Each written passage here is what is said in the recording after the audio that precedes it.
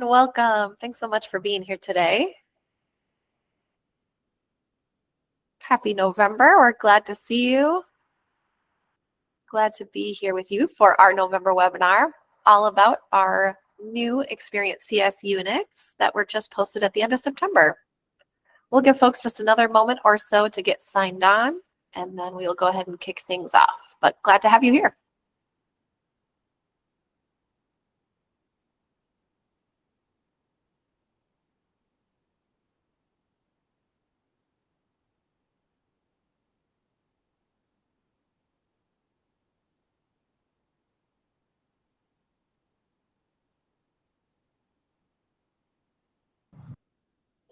All right. Welcome, everybody. I think we'll go ahead and get things kicked off. And as folks are able to join, of course, we will welcome them. Thanks so much for being here to join us for our November webinar, all about the new Experience CS units, which we published at the very end of September. You are joining us as a part of the Raspberry Pi Foundation's Experience CS project, which we'll tell you a little bit about as we get started here. Just a couple of logistical things before we get kicked off.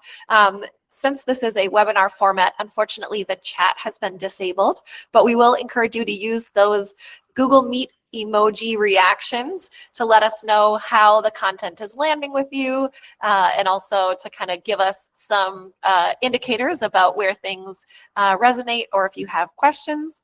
If you do have questions and you want to surface those to us, we also have the Q&A feature of the Google Meet enabled. So to find that, at the bottom right of your screen, there's a 3x3 array that's labeled Meeting Tools. And when you click on that, you'll see Q&A. That Q&A allows for you to ask any questions that you have, and then the team is able to kind of pause periodically throughout the webinar to approve those questions, and then you can upvote if you see a question that really resonates with you that you'd like to know the answer to. I will just give a quick shout that some of your questions may be answered in past webinars. So I will post a link in the chat here to the recording of the YouTube channel, I should say, where you can find the recordings of all of our past webinars, and definitely a nice resource to have kind of at the ready as well, so you can watch things at your own pace. Past webinars. All right. Here we go. Excellent. So to show me you're ready, go ahead and test out one of those Google Meet emojis. Let us know, how are you doing today? Let us know with one of those emojis. How are you feeling? We're really excited to have you here, and we're especially excited to share with you kind of this new content that has just been released related to these new Experience CS units. So with that, I'll go ahead and move us along. I've mentioned that our agenda today includes a little bit of an introduction to the Raspberry Pi Foundation, and lets you know a little bit of background and context about Experience CS. We'll give you a tour of the curriculum, and some of the lesson highlights from these new units that have just been released. We'll talk to you a little bit about some of the teaching resources that are available to you as you implement Experience CS in your classroom. We'll, of course, engage in Q&A. Do post those questions as they come to you in the Q&A feature in the meeting tools, and we'll address those, and then we'll talk you through some next steps as well. We're here with the goals and purpose of helping you to explore those 3 new Experience CS units. We know sometimes hearing from someone else about kind of the highlights helps get you excited and interested, and we hope that this serves as a nice entry point into those units for you. We also want to, of course, help you to examine some of the resources and support documents that are available to you as you get started. We are here as your Raspberry Pi Foundation North America Learning Team. My name is Andrea Wilson Vasquez. I'm the Senior Learning Manager on this team, and I'm coming to you from Minneapolis, Minnesota. I'll pass it to my colleague Mahmoud to introduce himself. Hi, I'm Mahmoud Alamir. I am a learning manager with the Raspberry Pi Foundation based out of Minneapolis, Minnesota. And clarifying the state, because there's also a Minneapolis, Kansas, and a Minneapolis, North Carolina. And I'll throw it over to Jason. Hi, everyone. My name is Jason Hurd. I am based just outside of Atlanta, Georgia. I'm a learning manager for the Experience CS team. I don't know where another Buford, Georgia would be, or another Buford would be, but we'll just go with this one here in Georgia. Glad to have everyone here. I love it. Thanks, Jason. We also have a wonderful colleague, Liz, who is at one of our in-person events today, so is unable to join us for this webinar, but I'm sure you'll see her on another one at another point. Thanks again for being here. So we mentioned that we are a part of the Raspberry Pi Foundation's North America team. We are a part of a global nonprofit that was founded in the UK and now has teams in 6 different countries. And we're all working together under this same mission, which is to enable young people to realize their potential through the power of computing and digital technologies. Go ahead and use an emoji reaction to let us know how you feel about that mission, if it aligns with your work, if it some words from it really stand out to you. This is a great chance to let us know. We're really all about helping young people to gain access to computing education through formal education resources like Experience CS. So Experience CS, we'll talk to you about in just a moment, but it is designed to be a curriculum that can be used in the school day so that all students can have access to computing education. Raspberry Pi Foundation also does work with non-formal education, so work like through code clubs, after school programs, or outside of school programs, coolest projects, events where students can come and showcase their work. We also accomplish our mission through research. Show us a thumbs up if you've ever engaged with our Big Book of Computing Pedagogy, Big Book of Computing Content, if you've ever attended one of our webinars or seen one of our research seminars. Lots of important research that helps to really guide our work as we think not only about what to teach in terms of computing education content, but really how to teach it and how to best engage students. So that's all about our mission and the work that we do together. And I'll tell you next about this Experience CS project that we are all a part of here on the learning team. So Experience CS is a new curriculum that is designed for 3rd through 8th grade learners. It is all free, from our learning materials to our teacher PD. All of the surrounding materials and support that you need to implement Experience CS is all free. It is Scratch-based. We leverage a Safe for Schools code editor for education as our platform that has an embedded version of Scratch that has this kind of all the safety features that many schools and districts are looking for. You can see one of our past webinars, our August webinar, that walks you through how to get set up with the code editor for education. And there's lots of great materials on that on our website as well. The Experience CS curriculum is a very unique product because it is cross-curricular. So everything that you will encounter in our Experience CS curriculum is all tied not only to computing, but also to at least one other subject area. And because of that, we also have aligned to standards. So we've aligned to the Computer Science Teachers Association standards in North America. We've also aligned to Common Core standards, as well as Next Generation Science standards, national arts standards, national health standards, lots of other ones too that I'm missing right now, but we have a resource that we'll talk to you about at the end of the webinar here that shows you exactly what that standards alignment is. So if your administrator in your building is asking you for how the standards alignment works out, we've got documentation to help you out. Experience CS is very tied to that research-based pedagogy. So everything we do includes those pedagogical practices to help students engage with the complex concepts in ways that feel approachable and engaging. And then we mentioned that our learning materials come with everything you need, ranging from the slide decks to the lesson plans to student support worksheets and planning docs, as well as sample Scratch projects and starter Scratch projects as well. We've got access to PD. We've got teacher notes in the speaker notes of our slides. Really, we're just trying to help give you everything you need to go ahead and implement Experience CS if it feels right for you. The next slide talks to you a little bit about what's available now. So as of today, we have 9 units that are published, and we also have a Getting Started unit that we'll talk to you just about in just a little bit. Those are ranging from 3rd through 8th grade, with a couple of second round units for some of those grade levels as well. So we'll talk you through how that goes. In December, so just in about a month, a little bit more than a month, at the end of December, we will have 3 more units ready to go. So at that point, we will have 2 units per grade level published. And then at the end of March of 2026 is when our final 6 units will be published. So if you're a big picture person, by that point, we will have 18 units published, which breaks down to 3 units per grade level. A question we often get is, will the 4th grade unit potentially also work for my 5th grade students or my 3rd grade students? And we, of course, encourage adaptability. So as you look through the content, if there's a unit that you would really like to teach with your particular learners, we encourage you to go ahead and adapt away. Find the connection points that you'd like to use, and then customize to meet your needs. That's really important to us.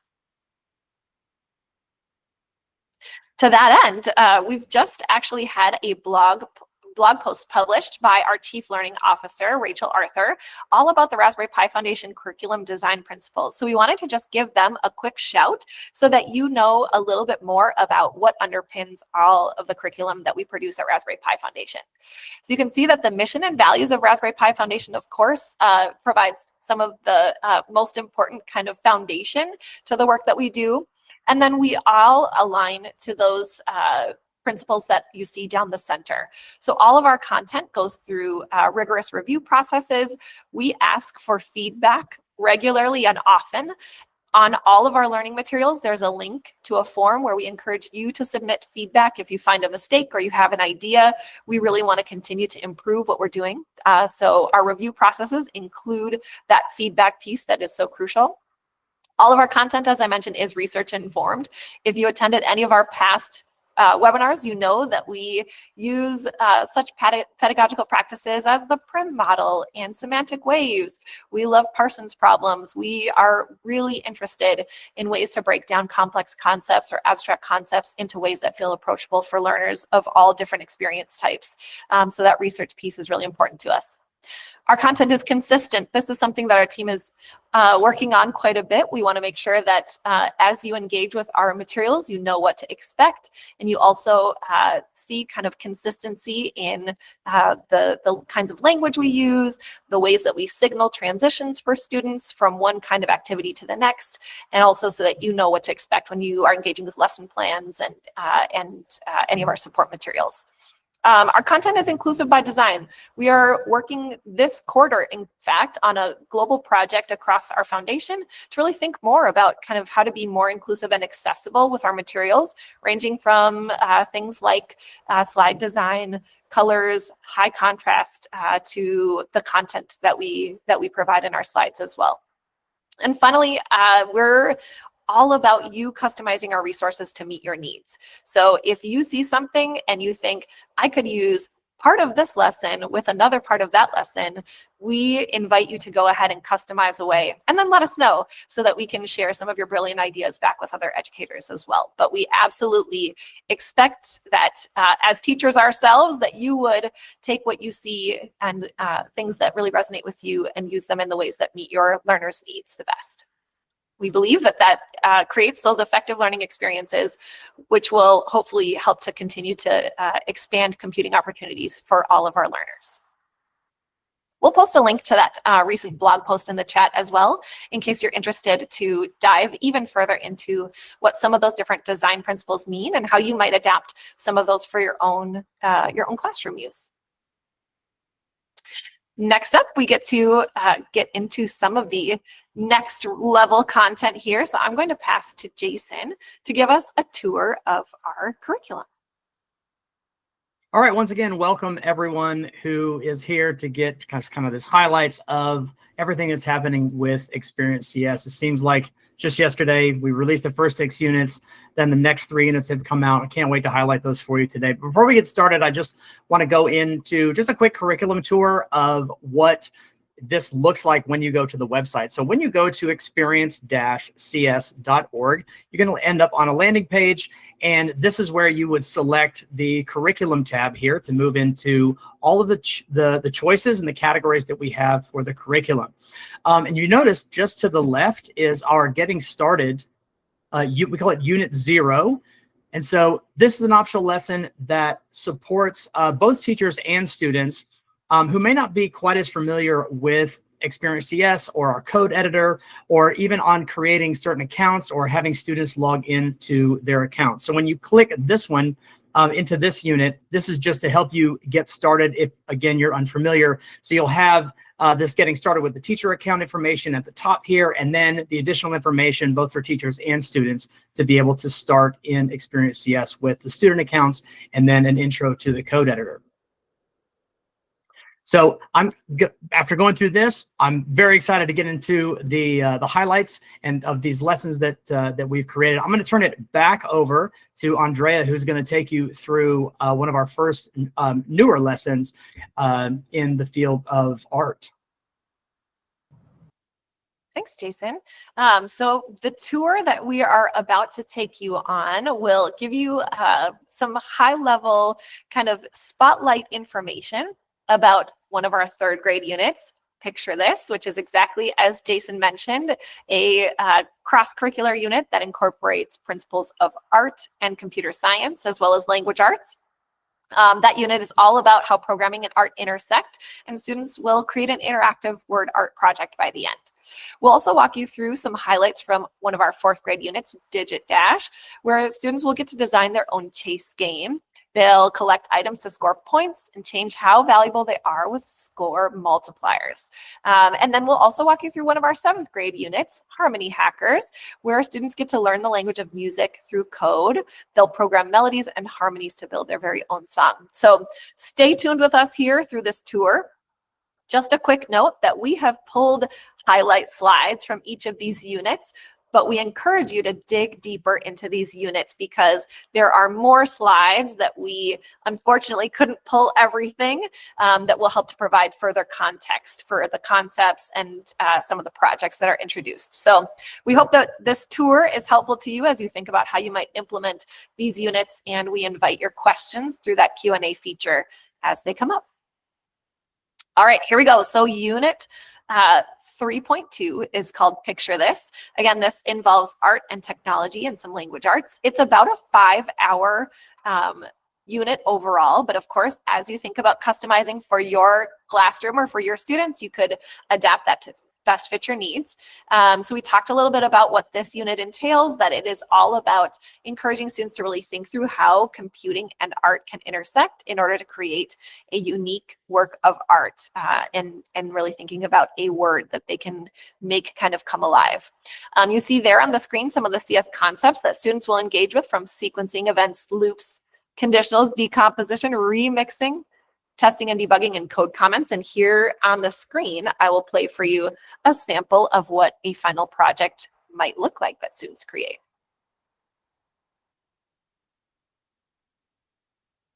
Lots of cool effects happening there. So in order to give you a tour of this unit, we wanted to first show you what kind of the flow of the unit is. So this unit has 6 lessons. You can see there the topics of each of those lessons. And then we are going to give you highlights of 3 of these lessons. So we wanted to give you kind of a picture of the beginning, middle, and end so that you have an idea of what students will engage with as they are learning more about how art and computing intersect. So in this particular webinar, we'll walk you through a couple of key activities from lesson 1, which is My Digital Canvas, where students are just kind of getting the lay of how Scratch works and how art really does show up in the world around us. From there, we'll talk about words that matter, where students are selecting a key word that they would like to exemplify in their project. And then lesson 5, where students really start to make that word interactive through different functionalities on the Scratch platform.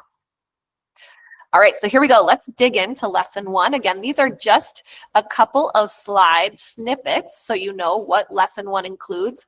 So one of the key features of our units is that all of our lessons have warm-ups.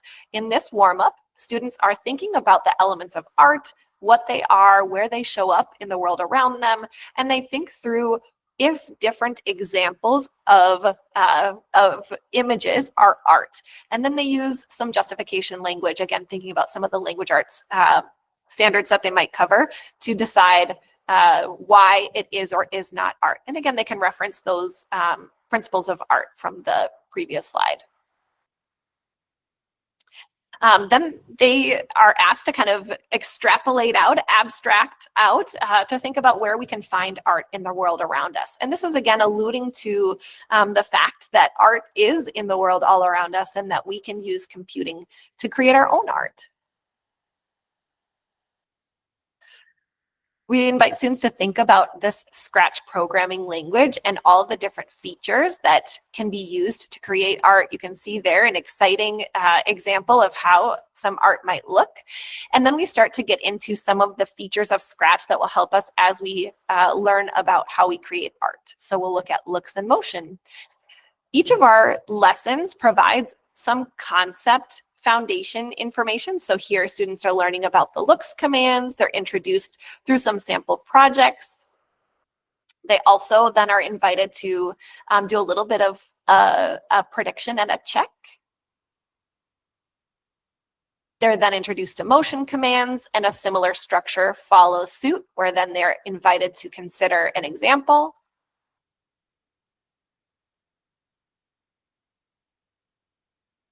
And then the pen extension, which if you haven't used before, is a great way to get students engaged with art on Scratch.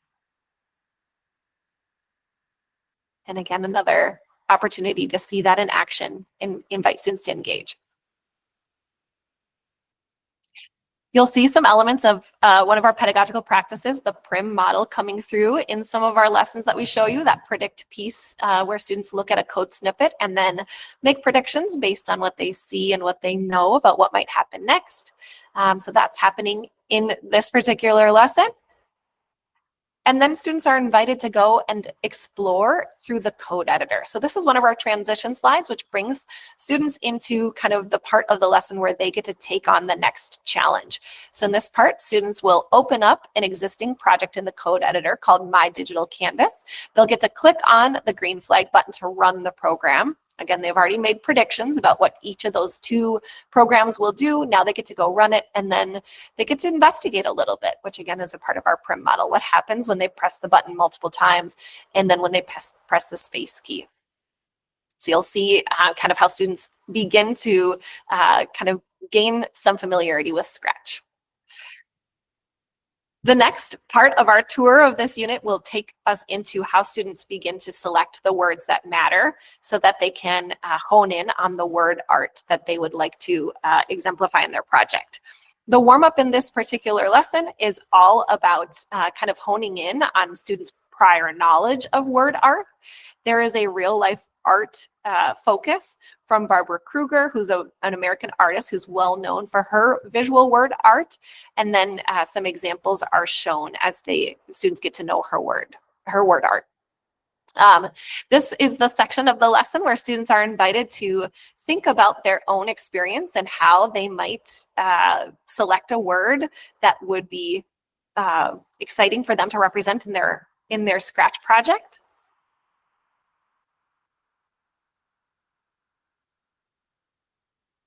And then there are some sentence frames and supports, such as a planning sheet, to help students to use decomposition in order to make a plan.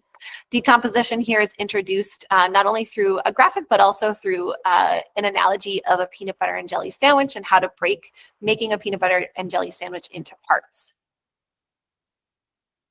You can see there that decomposition is then applied to this idea of breaking down this process for creating their project with the word that they've selected.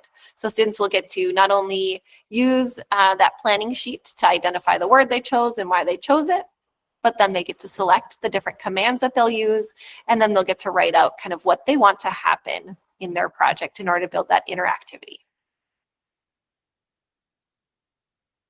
Here's again that transition slide that is a cue to students and teachers that this is now transitioning into a student-led portion where students will complete their activity sheet in order to make their plan.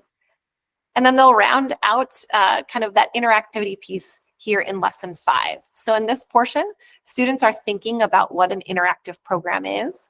They're using another analogy of a game controller and how interactivity comes into play with different buttons and different features of a game controller. Students are then invited to think about some important words like input and process, and how those pieces play into not only a game controller, but also into their Scratch project and into this word art that they are going to be making. Students then use this existing program to think about that user input concept and where the process and the output can be found as well. Whenever you see a question like this and some existing code, there will always be notes in the slide deck or on our lesson plans to help you as the teacher know what you're looking for from student responses. In this case, there's also a student-facing slide that helps to talk through what those different features are within that sample project. In the next portion of this lesson, students are invited then to think about how their own word art project is made interactive. So they're given some steps and some prompts in order to help them think through what they could do to make their project interactive with the word that they've selected, reminding them that they have their project planning sheet in order to help them kind of guide their way. And then there's that transition slide again that helps students to know that they'll go into the code editor, they'll open up their word art project, they'll get a chance to add a new sprite and then modify their program in some of the ways that they've learned about in this lesson in order to make it interactive. A quick tour of one of our third grade units. Again, an exciting opportunity for students to create some word art and really think deeply about some of the different concepts that the Scratch platform allows them to use in order to make that art come alive. So with that, I'm going to pass it to Mahmoud to hear a little bit about the fourth grade unit. Hello. Our fourth grade unit that we'll be talking about today is called DigitDash. And in this unit that connects computer science and math, students are creating a chase game where they have a sprite, a character that they control. They're chasing after different items, and they use what they understand about multiplication to shift how valuable certain items are. Like maybe one item is twice as valuable as another one, and how that adds layers of complexity into their game. Some of the computing concepts that we touch on in here are things like algorithms and variables. There's quite a bit of debugging, and some of those examples are included within the slides that you're going to see. The 6 lessons in this unit go from lesson 1, where they're selecting the sprites that they'll use in their game, lesson 2, where they're really figuring out how to make their main sprite move, 3, where now that they have item sprites, they're populating their screen with things to chase, 4, where they're collecting those items for points, 5, where they're adding variety to their project, and then 6, the arithmetic arcade. I apologize for all of the alliteration from selecting sprites to here come the clones and but it's catchy. The 3 lessons that we'll be looking at today are lesson 2, 4, and 5 to really show how the skills build throughout the unit. So lesson 2, Make It Move, begins with, I think we've seen something similar just a little bit earlier, input, processing, and output. There's all kinds of different analogies that we use to really bring concepts from up here to where they're more concrete. And students see that for a calculator, the input is that you press a number, the calculator detects your input, and then the output is that it displays the number 9. And that's connected to the game that they're working on, because just like the calculator, the main sprite needs to do the same thing: detect when there's an input, process it, and provide an output. We go into the sensing category of blocks, which help to detect user input, look through how those are put together, where they can be used. And now that we have an input, we need a way to process it with a conditional. And once that input is processed, there's something that we need to output. There's a couple of slides in between these two where we're putting things together to see how they work. But now we get into that prediction phase where when the green flag is clicked, if the arrow key is pressed, move 10 steps, what do we think is going to happen? And I actually can't play the video. Would you be able to? Lovely, thank you. There's a handy arrow key indicator in the top right to see that the up arrow key is being pressed, but nothing is happening. And now that we're seeing this put together, we're getting to where we can deconstruct it to and find where some of those errors and where some of those bugs are. So in this example, the program is only checking for one input one time, but we need to be always checking for input. And we get into loops. Again, a few slides in between this one and that one, but we continue building out our input. For example, pressing the up arrow key, figuring out what the process is, which is that it detects this input, and then the output is that the toucan moves 10 steps, and we have that here. And I'm not going to try to play the video. Perfect, thank you. Now, this is actually part of our closing activity, where now that students have had a chance to experiment with adding it to their own project, why did this toucan not turn? And as Andrea mentioned a little bit earlier, in the speaker notes of each slide deck, there's a solution so that you can reference it quickly. It's also in the lesson plans. It also often is in the slide right after, where now that we've had this problem, we have our solution that the up arrow key is moving the toucan, and it's turning it clockwise, and it's turning it counterclockwise. So those two are being canceled out. And this is a chance for students to reflect on, did I run into the same thing? Was I able to solve it? If I ran into it and I wasn't able to solve it, now I have a little bit more of an explanation. And that is how we conclude lesson 2. Getting into lesson 4, where again, at this point, students have selected their item sprites, they've cloned it, they're all over the screen. We need a way that when our toucan touches an item, it gets collected. In this lesson, we go back to our sensing commands, and now the input that we're looking for is whether 2 sprites are touching. We look at the way that sprites are able to detect different types of interaction. So our toucan can sense if it's touching the strawberry, the banana, or the apple. The apple can sense the banana, the strawberry, the toucan. All of our sprites can see if they're touching one another.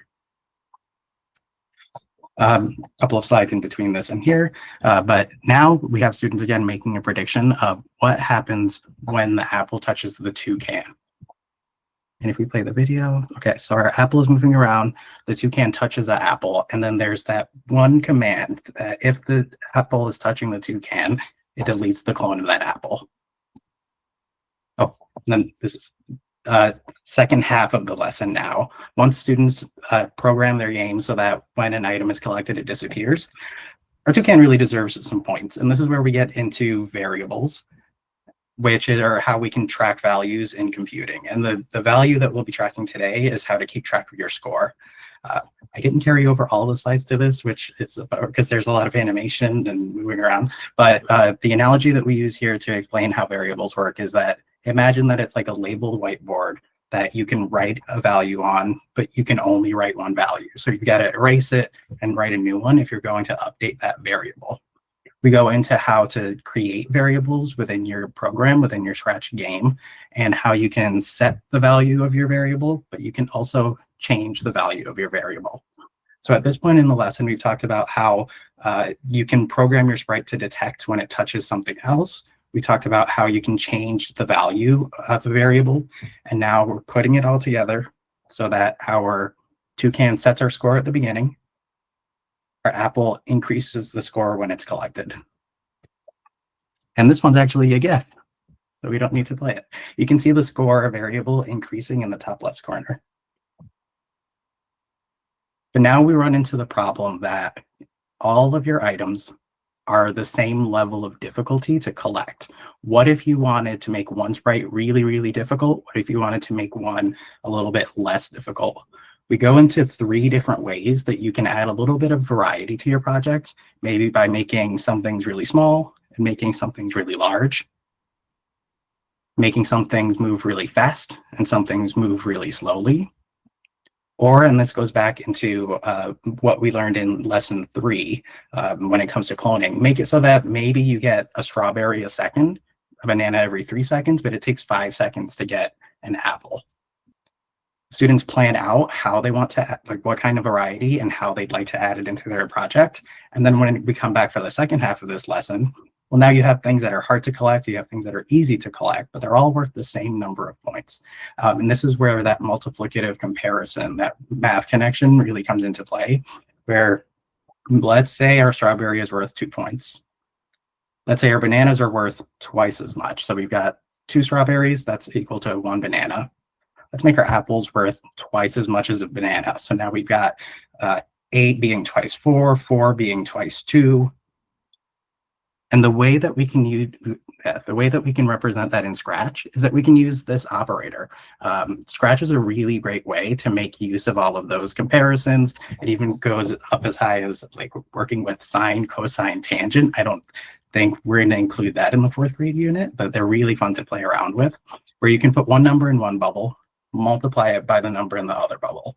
So if we have a strawberry worth 2 points, and we have a banana worth 2 times 2 points, and we have our apple worth 2 times 4 points, we can change the value of our variable, just like we learned in the previous lesson, and really reinforce that by 2, or by 2 by 2, or by 2 times 4. And this is where students get to make that decision of what is my base score level and how much more is each one worth beyond that. I think with that, I turn it over to Jason. All right, everybody, before I get into our 3rd newest unit that's out there for you, just want to remind everybody about the Q&A. If there are questions, please, as we go along in the session, if you'll just add those to the Q&A, pretty much about anything regarding Experience CS, then we'd be happy to answer those for you here. I'd like to go over our unit called Harmony Hackers, which is our 7th grade unit. And I'm super passionate about this unit. This one covers the content. It gets into the content area of music.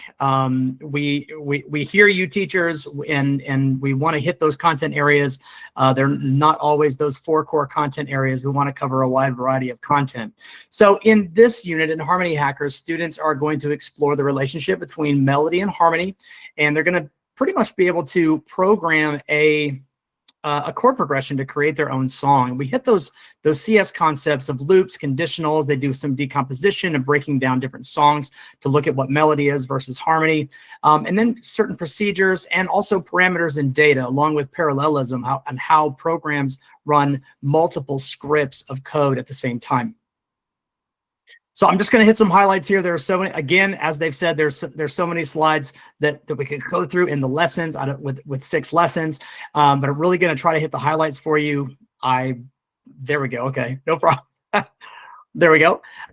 So lesson 1 is where they really look at decomposition, and they deconstruct a melody. And then they get into creating my blocks. And these are in computer science, these are in computing, they're known as functions. So they learn in lesson 2 how to create functions, and then move into taking those functions and making chords that are formed from the functions that they've created. Then in lesson 4, they get into parallelism. So where they learn how code can be run at the same time. So separate scripts in the same program run to make multiple things happen at the same time, much like you have a conductor who's conducting different sections of an orchestra or a choir, and different things happening all at the same time. In lesson 5, they get into programming chord progressions, and then into lesson 6, where they get to build and showcase their custom songs and chord progressions that they make. So let's just take a look at some of just the slides and some of the information that's in the lessons. We'll cover those 3 lessons. So starting with lesson 1, they deconstruct a melody. Starting with like, what is a melody, right? I'm sure we've all had that song can make that connection that just kind of sticks, that earworm that sticks in your head all of the time. So getting kids to really relate to how songs, what makes that song stick in your head. And it actually comes down to the melody that's being played, or the progression of the notes that they hear, whether it's chords or just single notes. And so there's a couple things that they get in here to identify, and just kind of, they should be familiar with at least one of the 3 tunes. If not, I would hope they're familiar with all 3 of them, from from Twinkle Twinkle Little Star to, I believe the number 3 is the theme to Harry Potter. And so it's just kind of played slowly so they can recognize those type of melodies. And then we define a melody. What is a melody? Being that sequence of notes, those single notes that is really what gets stuck in your head as that earworm. And they're formed from those individual notes on a staff. And then they get into the being able to create those melodies using music blocks. And this is where we bring the programming piece. And these 3 blocks are kind of the crux or the foundation of this specific lesson, to where they're learning to set the tempo, what that does, how to play different notes. They get to play around with some of those numbers in that specific command or that function. So where they play a note, and as they change the numbers, they'll get to experiment with this. And then of course that resting, to adding space in between those notes, so where there's nothing played for a specific amount of time. And as Andrea had mentioned before about the Prim model, there's definitely a lot of Prim models throughout this unit, getting kids to really look and try to recognize what's happening with the notes, and being able to kind of hear when things change, but also the opportunity to kind of see what that looks like in terms of how music can be represented as data, and how it affects when those specific, as you can see here, those numbers that are data, as those are changed, what happens to the program itself, and how it affects the music that's being played. And so they get into they'll be able to run this, to be able to hear it. I'm not sure that it will play. Does it? There we go. If you have your speaker on, do you recognize that tune as the Super Mario theme? And so they're able to predict that, but then really get in there to investigate those specific blocks. And here's some investigation that they get to do as a part of that Prim model. They get to go in, they get to be the composer. They're asked and invited to change some things up, the order of the blocks, the numbers in the notes, not necessarily having to know what each number is for, but just getting in there to investigate and to experiment and modify that program. Then from there, they move in the end of the lesson. They get to sequence their own melody from the blocks that they're provided to sequence the specific tune to Twinkle Twinkle Little Star. And then as you can see, kind of as an extension, where on the right hand side, we often have these in our project instructions, because sometimes we have those students who they're just ready to go. They need some type of extension to kind of let them keep creating when they finish things early. And so we try to offer the Ready for More section in our projects. And so here we just kind of see if they can create the next section of that specific tune. In lesson 3 in Chord Detectives, they continue to learn the programming behind how to create melody and harmony, looking at the difference between melody and harmony. So once they hear these two, one plays single notes, the other plays multiple notes at the same time. Then we get into defining what those visually they can see what that looks like, but also defining what it means to be to have a melody, that sequence of single notes, and then harmony, those two or more notes being played at the same time. Then we really want to take a look at music as data. We often see in computing, we can see sensors and how sensing and even machines and computers can process data and interpret information from these type of senses. But what about music? Like, how does that relate to music? And so they take a look at this specific slide. They look at how data can be stored as words, as numbers, as symbols. And then we look at specifically at music to show that it can actually be all 3 of those. So music is data and can be represented by all 3 of those types. And we define it as letters, numbers, and symbols that can be stored. And this is just an example of how each of the notes can be stored and how they are stored using a specific system. This is the MIDI system, which actually gives a numerical value to each of the notes. Then they get into building chords. And so they're starting to combine. They learn a little bit about, again, I can't show all the slides to time, but they learn how to create what consists of a specific major chord, and they learn how to do that in Scratch using the blocks that they've created, or that's available to them. Let me back up just here. And so this is where they get in, and they make these specific sequences that plays all of the notes in a C major, an F major, and a G major chord using what they've learned, and then they place that inside of a function or a MyBlock that they've learned to do in the previous lesson.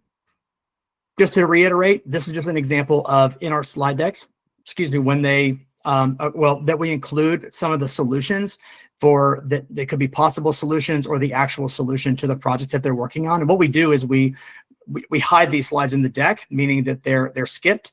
And so that's for teachers to be able to unskip them and use them as they see fit with their students as they progress through the lessons. Lesson 5 is the last lesson we're going to be going over, as long as I remember to breathe. And this has to do with programming chord progression. So we take a look at music as storytelling. And as music exists, we look at how music tells a story, like songs tell a story. The chords of the song create this mood or feeling. And then the progression of those chords is what really takes the listener on the musical journey that the writer or the composer is looking to get or looking to create with their music. And so they look at one of the most common chord progressions in music throughout history, many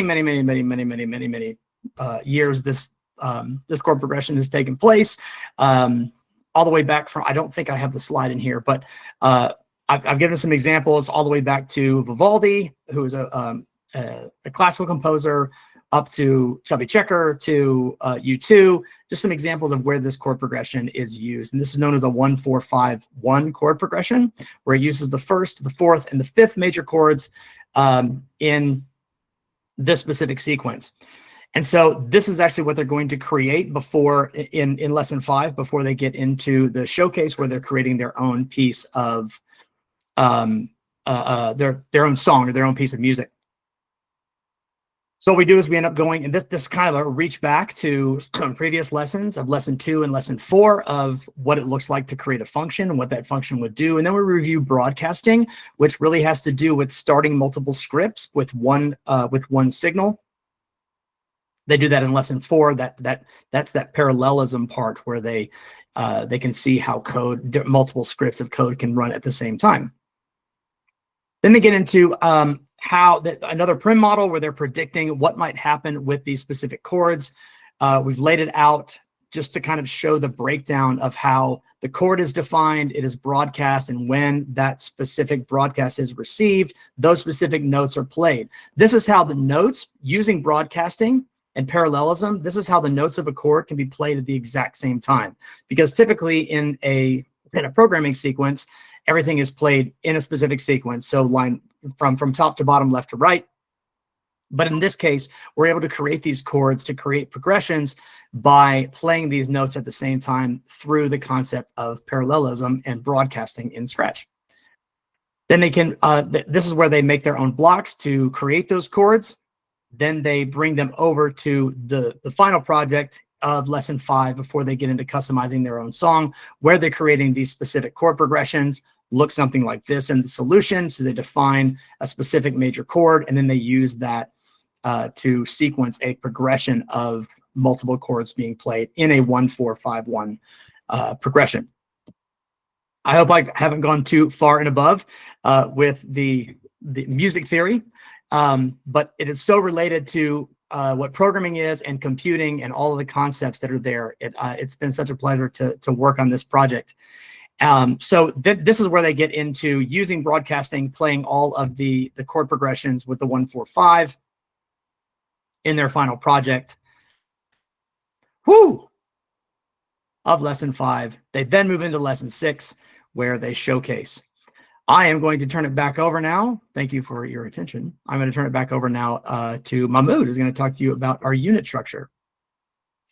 That's me. Speaking of Harmony Hackers, if you go to the Experience CS website and click onto curriculum and click Harmony Hackers, this is the page that you see, and we wanted to highlight some of the different parts of the site, because what you'll see on that main page is the unit overview, which gives a synopsis of each lesson, and then the 6 lessons of that unit that you'll be able to click onto and see the teaching resources that are there. When you click onto a lesson, you have the lesson materials, which always include a lesson plan and a slide deck. Some lessons might also include student activity sheets, those planning documents that have come up a couple of times in the 3rd grade and 4th grade units to like get ready for the programming stage. There's also the code editor activities, those Scratch starter projects for students. And one of the updates that you might have seen from the last webinar is that you can now assign projects directly from this page. You don't need to go to the code editor page and assign it from there. And then on the left, you can see the learning objectives. Up top, you have a lesson summary, and you also see the standards that are connected to that lesson, both computing standards and then standards for the content area connections. And these are the teacher-facing materials. We've got 1 unit overview, 6 to 8 lesson plans for each unit, and 1 slide deck per lesson. For the unit overviews, and we'll just do a brief anatomy of it, what you'll see at the top is a summary of the student's experiences, kind of a narrative of that unit, brief overviews of each unit, and then 1 learning objective per lesson. You'll also see at the bottom of the unit overviews standard alignment charts so that you can, at a quick glance, see which units or which standards are being hit in which lesson and make some of those connections as well. The lesson plans, and we won't go through each single part like in detail, but this is the anatomy of our lesson plan, where you've got the summary of student learning, you've got your standards, that learning objective, as well as 3 success criteria that are displayed for students. We've got assessment opportunities, an outline of the lesson, the materials that you'll need, key vocabulary as well. And we've got our slide decks. You might have noticed that the slide decks that were used for the lessons that we showed earlier in this unit look a little bit different from the first 6 that we released, and a little bit different from what you're seeing on screen right now. Just giving a quick shout that we continuously are updating the way that we approach this curricular development. We're doing a lot of work right now in terms of some slides that have a lot of information on them. And it looks really, really clear on my monitor when I'm right here, but it's sometimes harder to read it if you're sitting in the back of the classroom, right? So making those tweaks, making those color shifts to make our materials more accessible. But our slide decks will always have key vocabulary, unplugged activities to really make those computing connections.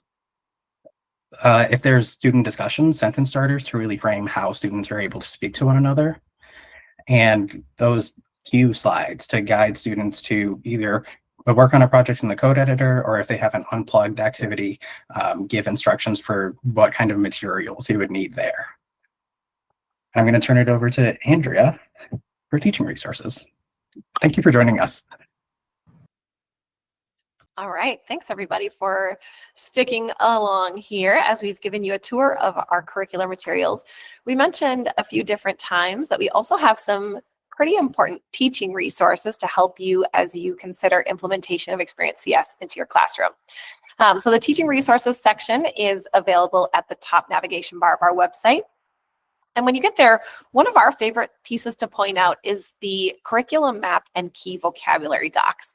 These we have very painstakingly designed, along with some collaborators, in order to be guides to you as you consider where this integrated curriculum fits best for you in your day, in your quarter or your semester, or even in your school year. So this curriculum map, for example, really provides a summary of each unit's kind of overviews, the objectives, the standards alignment. It's all in one location. So as you're thinking about maybe planning for the next few months with your team, or maybe you're doing some cross-district collaboration and you want to plan out kind of how things fit together, this is a great go-to doc to help you with that planning. It can also serve as that standards alignment piece that your administrator might be looking for. So as you're thinking about how do I justify bringing this science CS and science unit into my science class, here are all the science standards that you'll cover all in one quick place. So that's a helpful doc, we hope. The vocabulary repository is what we think another go-to doc for all teachers.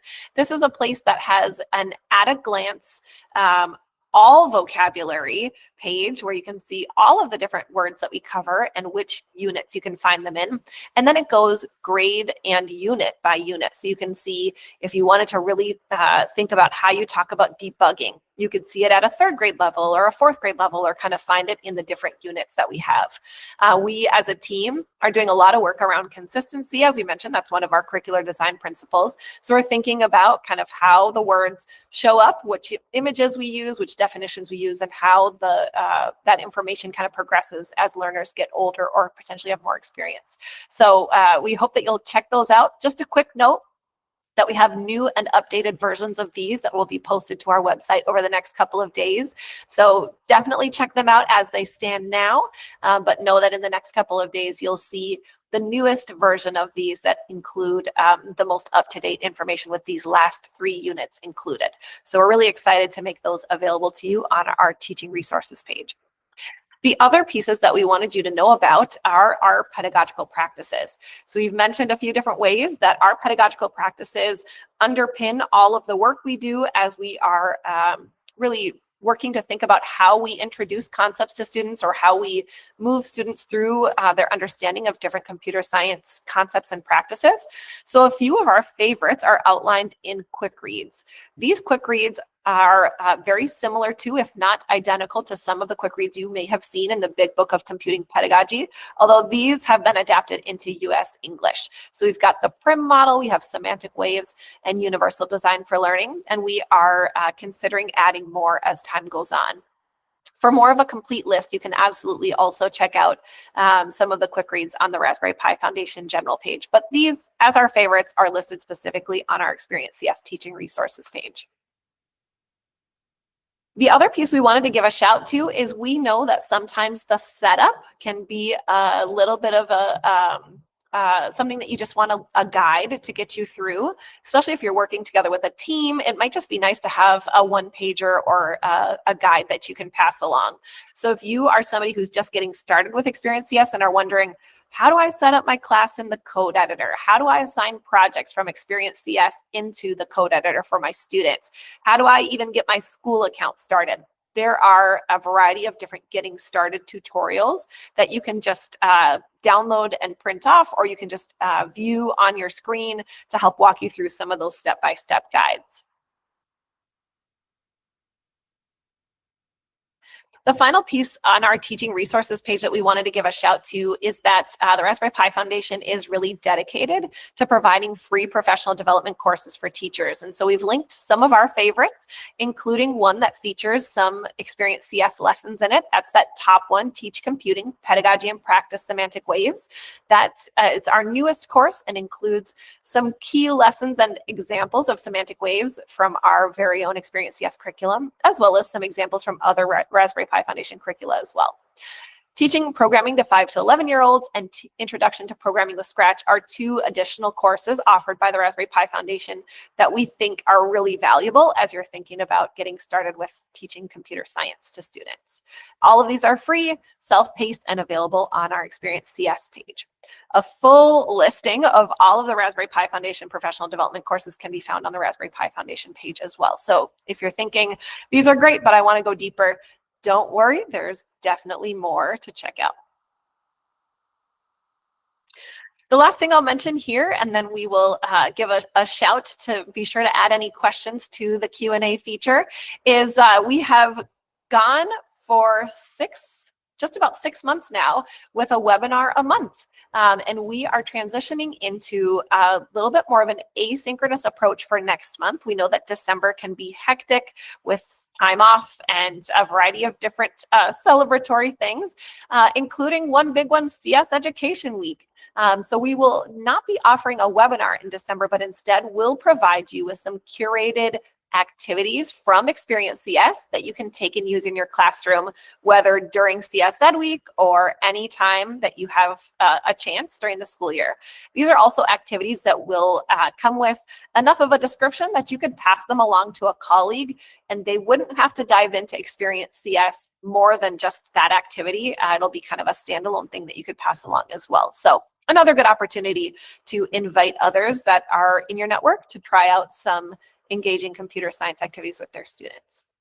So keep an eye out for that. Those will come through in your inbox. I'll put our email address up on this next slide. Knowing that some questions that we've seen come in will require more of a one-to-one response, we do have some of our team members taking note of the folks who are asking those questions, and we'll reach out to you directly. Similarly, if you want to just send us your questions directly because it's more of a one-to-one question, feel free to email us at experience-cs@raspberrypi.org, and we'll get back to you with some of that kind of customized support for you. All right, I'll give a pause now for any other questions to be added to the Q&A. Like I said, the questions we've seen come in so far, we will go ahead and contact you directly because they'll probably be best suited for a one-to-one response. So any other questions, we'll keep an eye out here. But we really appreciate your time today. We appreciate your excitement and interest in Experience CS. We applaud your efforts around engaging students in computer science education and are so glad to be a partner with you in this work. We'll hang out to see if there are any other questions, but definitely feel free to head out if you have to. This recording will be available on our YouTube channel. We'll also send out a survey to see how you liked this webinar. All right, yeah, go ahead and send up an emoji. Let us know how you're feeling as you're leaving today. And again, we can't thank you enough. We really appreciate partnering with you in this work, and we'll talk to you again soon. Thanks, everybody.